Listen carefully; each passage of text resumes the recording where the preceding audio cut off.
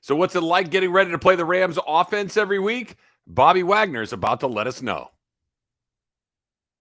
You are Locked On Rams, your daily Los Angeles Rams podcast. Part of the Locked On Podcast Network, your team every day.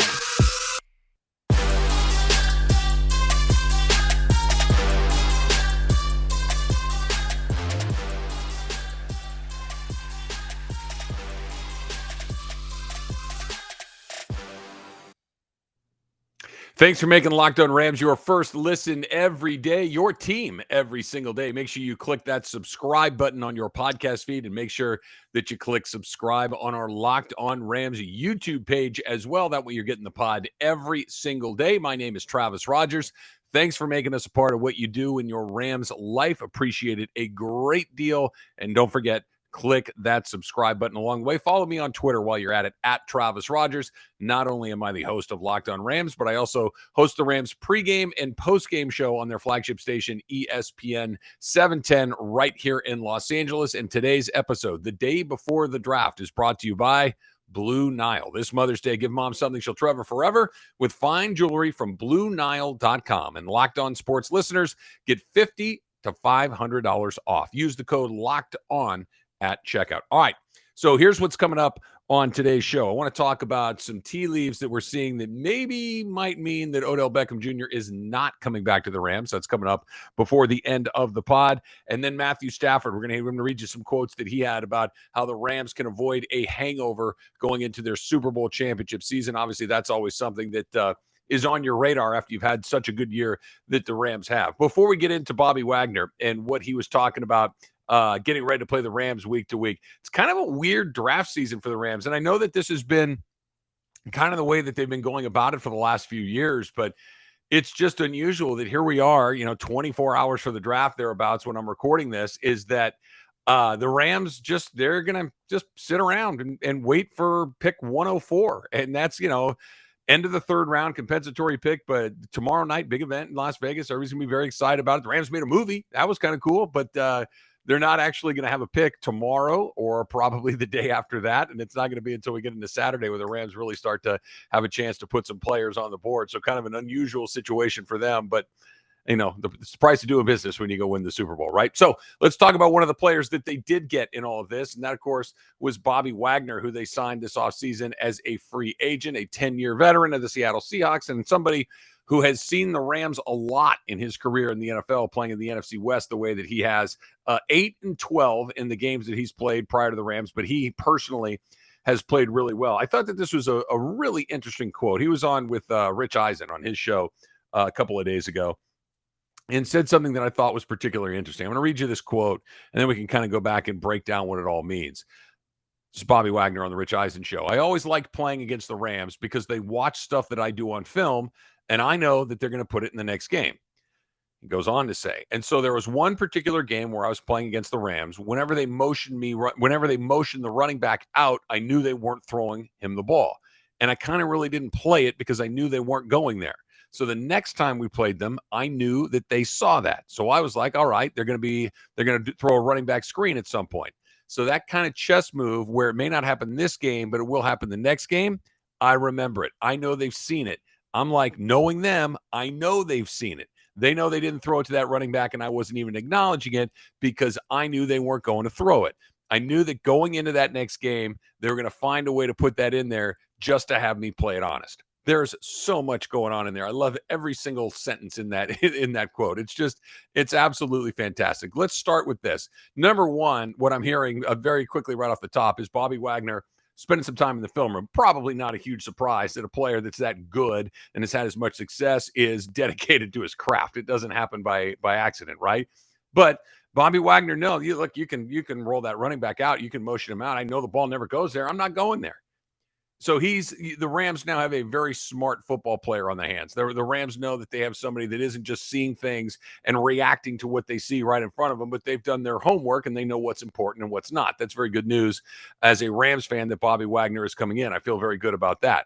The other part that I think is really interesting is him saying, I know that they saw me not react to it, and I know that they were going to see that on tape and that they were going to all of a sudden put something in on that to make me play it straight up.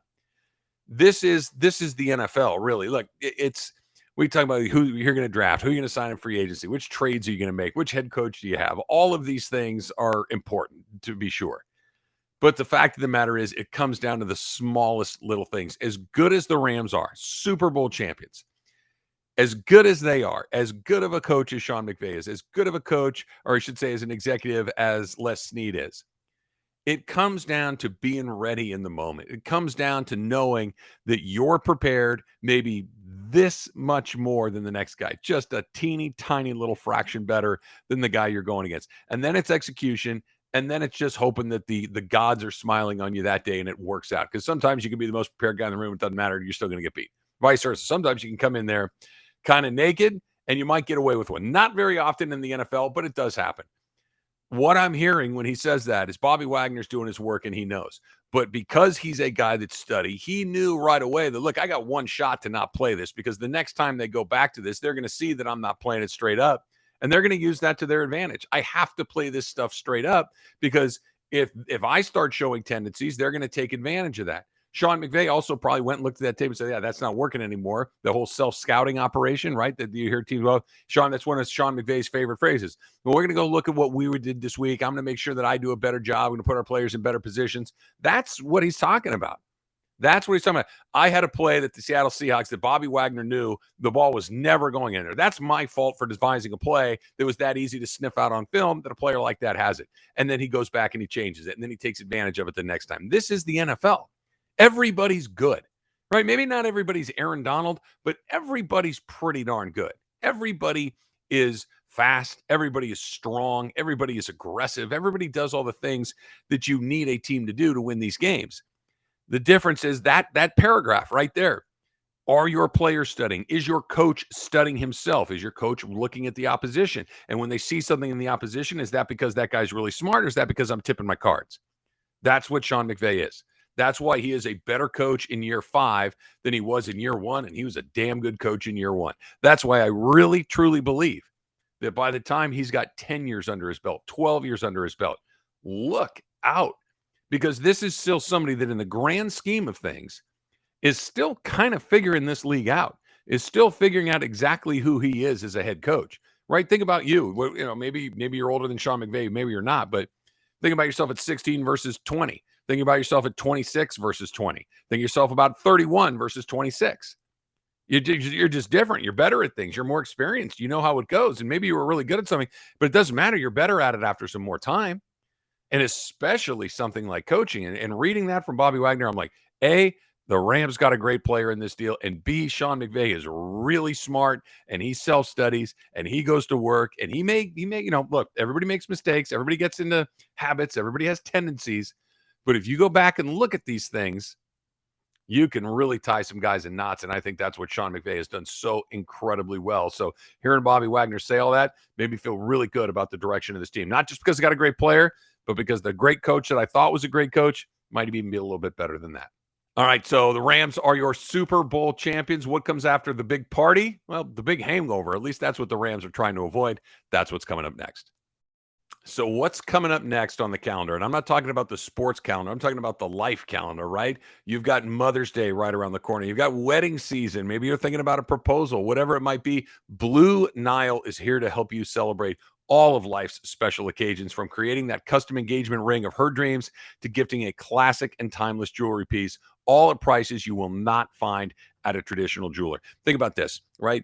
You want to make sure that you give somebody something special, something that they're going to remember forever. Maybe it's your mom, your grandma, whatever. Maybe you're thinking about making that plunge. You're thinking about getting into the wedding game, right? You're going to make a proposal. Maybe you already are married, but you want something, that fine piece of jewelry that you can give to that special someone that's going to tell them exactly how much this feels. This is where Blue Nile comes in. This is where it is so important to give something that is about that other person. And maybe you're thinking, I don't know anything about that. Well, they do. BlueNile.com, right? They can have somebody help you design this to figure out exactly what it's like to give that perfect piece of jewelry to that special someone. Maybe you want a statement piece. Maybe you want something that's a little more subtle, a little more understated, a little more elegant. BlueNile.com has the fine jewelry options for every mother, girlfriend, fiance, wife, you name it. Shop high quality classic diamond earrings, tennis bracelets, gemstones, you name it. BlueNile.com. And if you can't choose, they've got the jewelry experts on hand 24/7, available via phone or chat to help you find that memorable gift no matter what your budget is. So this Mother's Day, give your mom something that she's going to treasure, I should say, forever. Find jewelry from BlueNile.com and Locked On Sports. Listeners are going to get $50 to $500 off. This podcast exclusive is only good through Mother's Day, but you got to use the code Locked On. That's the code Locked On. Plus, every order is insured, it ships free, and arrives in a discreet package that will not give away the unbelievable gift that's inside. Shop stress-free and find your forever piece. Go to BlueNile.com today. Thanks for making Locked On Rams your first listen every single day. And now for a huge announcement for the first time ever. Locked On is hosting live coverage of the 2022 NFL Draft from our studios in Dallas with pick-by-pick analysis from our local team of experts and draft gurus. Tune in to all 3 days as our draft team guides you through every pick and every trade in real time. It all starts on Thursday, April 28th. That is at 4 o'clock Pacific. That is tomorrow, 4 o'clock Pacific. It's available on the Locked On NFL YouTube channel and the Odyssey app. So what comes after the big party, right? The big party you've been looking forward to. Maybe it's, I don't know, it's a birthday party, it's a retirement, it's a wedding, it's an engagement party, whatever it is, the weekend with the guys that you've been looking forward to a long time, and you work hard and you save your money and you go out and you go big and you go hard and you have a hell of a time. What comes after that? The hangover, right? I mean, it's inevitable. You go, you have that great time, and then you feel like, yeah, no, okay, I need to collect myself a little bit. Sports is kind of the same way, right? You've got the hangover after the Super Bowl championship. It is something that happens, like we've talked about before. That's why you got to click the Locked On Rams subscription button on your podcast feed. This has only happened once in the last 20 years where somebody has gone back to back. It's very, very difficult to do. And a lot of it is because you lose players. A lot of it is because you have worse luck than you did the year before. You get a key injury, you get a bad bounce, you get a bad call. I mean, it's just really, really hard to run it back all over again. But listening to Matthew Stafford talk about this, I think is pretty interesting. I want to read this for you because I think it speaks to kind of how the Rams are going to go about trying to avoid this thing. I really don't think about it. I've been part of this game for a long time. It's the first Super Bowl win of my career, and probably a lot of guys in there as well. But if you play this game long enough, you understand what you did last year, good, bad, and different, doesn't really have much bearing on what you do the following year. And there are so many things you have to do to prepare, and so many things you have to have go correct for you during the season as well. I think the easiest thing for me to do is just stay in the moment and not worry about what it's going to look like in September right now, or October, November, December. Just kind of sit here and say, okay, what do I need to accomplish today, this week, maybe the first 2 weeks, phase 1, phase 2. Just make those goals and things you're trying to work on, make them short term, and stay in the moment as best you can. It's really good advice for anything, really. But I think in particular for a team that's trying to do something that's only happened once in the last 20 years, which is run it back for a Super Bowl championship. You can't think about, hey, well, last year we were out of the gate in the first 4 games of the season, we were 3-1. Or at the halfway point, we only had 2 losses, or we had a 3-game losing streak in the middle of November. We have to do better in November. Or, hey, we lost to the Niners twice, but you can't get into that. It is, how are you playing? How are you getting ready for this game? What does it look like? I think there's a little bit of connectivity between the slump that the Rams had in the middle of last season and what they're going through right now. And obviously, the circumstances are very different because Rams got off to that really good start, and then they dropped 3 games in a row. And the question was, hey, what's going on? I thought this was one of the better teams in the league. I thought that Matthew Stafford was here to fix these things, and now he's throwing pick sixes all over the place, and you're losing to Tennessee, and you've lost to Green Bay, and you lost to San Francisco, and just nothing is really looking right. Nobody in that organization, nobody in the Rams, and talking to people week after week doing the pregame show and talking to people that are inside the building and inside the organization, it was, we're just not playing well. It's all right. Our methods are fine. We just need to get ready for this next game. We just need to get ready for what's coming up next, whether coming out of that streak, it was Jacksonville, or after that against Arizona on Monday Night Football. It wasn't this, okay, we need to make sure that by the time we get to the end of the line, we're doing this. Or, hey, what happened? Like, it's no. What's coming up next? What do we need to do to beat Jacksonville? What do we need to do to beat Arizona on a Monday night, despite the fact that we're missing 5 starters because of COVID protocols? They're remarkably gifted at compartmentalization. And that's what Matthew Stafford is talking about right there. That's what that is. It's, yeah, we won the Super Bowl, but we have a veteran team. I mean, think about even their air quote new guys like Joe Noteboom and Brian Allen, who are sliding into some positions maybe that were a little different than what they've had previously. Allen's been the starter there at center a little bit before, but Noteboom, and all of a sudden you're going to have Allen Robinson in here, who's never been on this Rams team, but this guy's been in the league a long time. These guys have played a lot of professional football, and they know that what is happening if you're in week 4, what's about to happen in week 5 does not matter. What happened in week 3 does not matter. I guarantee you, when the Rams get ready to do their OTAs, when they go to training camp at UCI, there's going to be that moment where they dap each other up and give little hugs and, yeah, man, wasn't that great? And then it's back to work. Because whatever happened in February of 2022 has nothing to do with what's happening in August of 2022. Certainly has nothing to do with what's going to happen in September, October, November, and December when the season is taking place. These guys know that. These guys aren't sitting around, in the words of somebody who's criticizing Alex Rodriguez one time, sitting around tasting themselves. These are professionals. These are guys that do this for a living. These are guys. I think Aaron Donald is like cracking his knuckles. I'll skip the weight room today. I won the Super Bowl last year. Not a chance. Matthew Stafford spent 12 years of his career on arguably one of the most poorly run franchises in all of sports. You think that he had one great season? He's like, I'm good. No, he wants to run it back again. He wants to get every last drop out of this as he can. He's the leader of the team. Aaron Donald's the leader of the team. Cooper Kupp was ready to start doing push-ups at the parade at the Coliseum. I just want to get back and run some routes.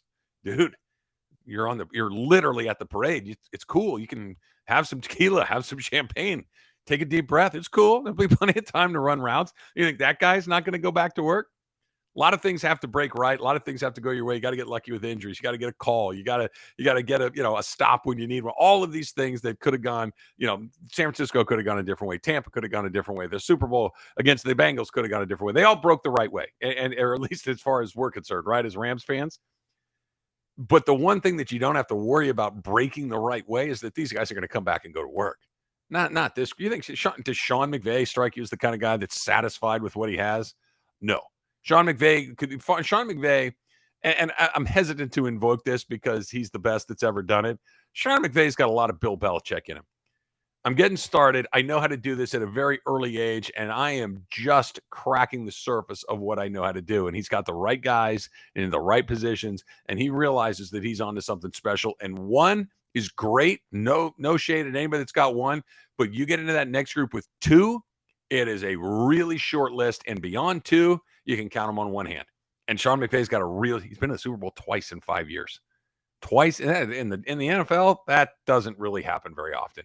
And he's been able to do it, and there's a very good chance that they could go back again, especially if they do what Matthew Stafford right there is suggesting that they do. All right, coming up next, ready? There might be some potentially bad news on the horizon about Odell Beckham Jr. returning to the Rams. That's coming up next. But first, let's talk a little bit about Built Bar, right? Look at me, right? If you're looking at me on YouTube right now, you certainly understand this. If you're listening to me on your podcast feed, I'm somebody that likes to have a good time. I'm somebody that likes to eat a little bit. But what you need to kind of offset all the times that you're having are some good decisions along the way. And that's where Built Bar comes in. Built Bars can replace all of that crummy stuff that you snack on, all those things that are high in calories and high in fat and low in protein and high in sugar and all of that bad stuff. Not at Built Bar. Go to Built.com right now and look at the macros charts. These things are low calorie, high protein, low sugar snacks. They're going to make you feel great and feel good about the choice, help you make a better choice later on in the day. I'm telling you, if you're anything like me, one good choice leads to another good choice, and a Built Bar is a great choice. Here's what you do. You go to Built.com, check out everything. You can order them for yourself, and you can get 15% off at Built.com when you use the code LOCKEDON. Don't forget the Locked On code, Built.com. They taste great. They're great choices, and you've heard me say it before, coconut almond, At least for me, that's the way to go. Built.com. Don't forget that promo code LOCKED15. So we've talked a lot about whether or not we think that Odell Beckham Jr. is going to come back to the Rams. And it feels a lot like it did last year. You're almost going to get him for just a fraction of the season because he had the injury in the Super Bowl, unfortunately. He's going to miss at least September, October, and very likely November, and maybe even a part of December before he's ready to go. That ACL injury is usually about a year to come back. If you are a super freak, a guy like Adrian Peterson, maybe you can condense that timeline into, 9 months, 10 months, but he's going to miss a good portion of the season, unfortunately. The Rams, by all accounts, have really been aggressive in trying to get him back. And there was a lot of reports, too, that Odell Beckham Jr. enjoyed his time in Los Angeles. He loved playing with Matthew Stafford. There are a lot of things. And the fact that he hasn't signed anywhere else means that there's not a ton of offers that are so incredibly enticing that he says, like, for instance, Von Miller goes to Buffalo. You see the offer, you're like, well, sure, I get it. I mean, I'm sorry to see him go, but Rams weren't going to go there, and he's certainly going to take care of himself first, as he should. And he decided to go. I get it. That hasn't happened with Beckham yet. The injury obviously plays a big part of that. Here's the first thing that I've seen that made me go, Cam Akers is going to wear number 3 next year. There's the Rams put out a tweet with Cam Akers in a new number 3 jersey, running back Cam Akers. Okay, that's fine. Odell Beckham Jr. was number 3 with the Rams last year. OBJ is, I think, a lot like a lot of other NFL players, wide receivers in particular. Stuff matters a great deal to them. What numbers they're going to wear, what numbers they want. It doesn't mean that he couldn't go somewhere else, that he couldn't put something on, that he could put 13 on or anything else, but that somebody grabbed the number that he had. I don't think it's the end of the world. I don't think that it's a wrap. I don't think that you can start saying that Odell Beckham is going to be somewhere else, but it was that first thing that makes you go, okay. Well, I mean, maybe not. So now you immediately go to, what does that mean? What if he decides to leave? What if he decides that he's, going to get an offer somewhere else? He, for whatever reason, he likes it better. Certainly not out of the realm of possibility. Where does that leave the Rams? It leaves the Rams as a pretty good team when it comes to wide receivers. Cooper Kupp's the best in the business for my money, and I think a lot of people would agree with me. You went out and picked up a guy that's a Pro Bowl caliber player in Allen Robinson, who is going to be a lot like Matthew Stafford, I think. And by that, I mean a guy that's been trapped on some really crappy teams on his career, that all of a sudden he's going to get a chance to play on a very good team, a competent team, a really good head coach, a really good quarterback. I think he could go absolutely bananas during the regular season. I wouldn't be surprised at all. And then you got Van Jefferson, who's coming into year number 3, who was better in year 2 than he was in year 1. I would expect him to be better. I'd expect him to be a regular part of the offense. They're in pretty good shape there. Now, that being said, I would love to see Odell come back. I think that he's an incredibly talented guy. I thought that he fit in really well. I thought he's by all accounts, an incredibly hardworking, conscientious guy, team guy. All of the terrible things you heard about him in Cleveland, didn't hear a peep out of that here in L.A.